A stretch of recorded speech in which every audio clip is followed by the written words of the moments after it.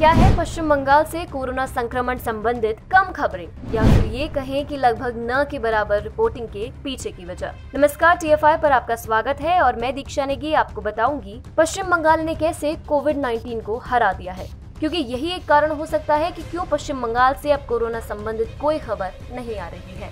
आज हमारा देश कोरोना जैसी वैश्विक महामारी से जूझ रहा है। देश के हर कोने से दिल को दहला देने वाली तस्वीरें और कहानियां देखने और सुनने को मिल रही है। चाहे वो राज्य कितना ही विकसित क्यों ना हो, उसकी स्वास्थ्य प्रणाली काफी हद तक चरमरा गई है। इस बीच एक राज्य ऐसा भी है जहां से कोई कोरोना संक्रमण के बारे में खबर तक नहीं आती। वहां के अस्पतालों में किस चीज की कमी है, इसकी जानकारी दिल्ली में बैठे केंद्र सरकार को भी नहीं है। यह कोई चीनी प्रांत नहीं है, बल्कि भारत का ही एक राज्य पश्चिम बंगाल है। जी हाँ, पश्चिम बंगाल में कोरोना को लेकर क्या चल रहा है, इसके बारे में ना तो किसी मुख्य धारा मीडिया को पता है, ना तो दिल्ली में बैठी केंद्र सरकार को।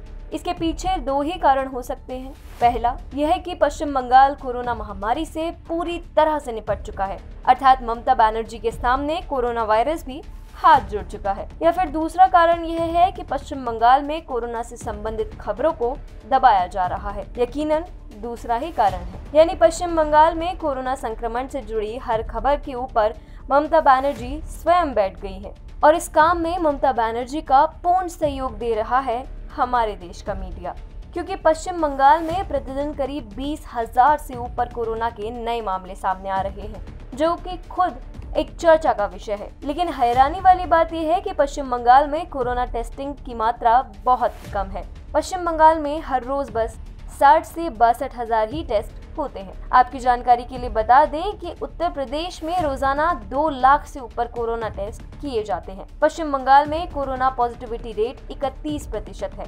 दिल्ली में आज पॉजिटिविटी रेट 25% के आसपास है, तो दिल्ली में इतना हाई तौबा मचा है। दिल्ली में कुछ दिनों पहले जब पॉजिटिविटी रेट 30% था तो अस्पतालों में बेड की कमी हो गई थी और मरीजों को सांस लेने के लिए ऑक्सीजन नहीं मिल पा रहा था। ऐसे में हम अनुमान लगा सकते हैं, अगर पश्चिम बंगाल और दिल्ली का स्तर लगभग बराबर है तो दोनों राज्यों के हालात भी 19-20 ही होंगे।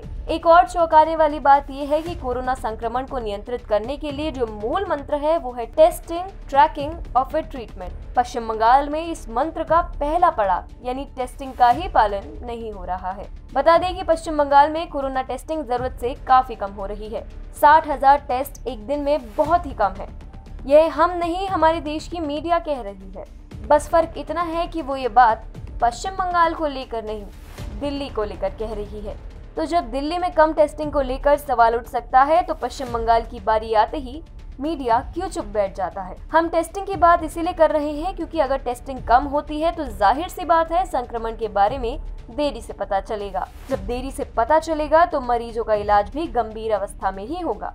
ऐसी खबरें कहां दबके रह जा रही हैं, ये तो NCR में बैठी मुख्य धारा मीडिया ही बता सकती है। कोरोना संक्रमण की पहली लहर में यह खबर आई थी कि पश्चिम बंगाल में कोरोना के मामले छुपाए जा रहे हैं। ऐसे में ये कहना गलत नहीं होगा कि ममता बनर्जी फिर से वही रवैया अपना रही हैं। इस संकट की घड़ी में ममता बनर्जी से अपील है कि राजनीति को साइड में रखें और राज्य की जनता के बारे में सोचिए और हो सके तो सच बोलिए।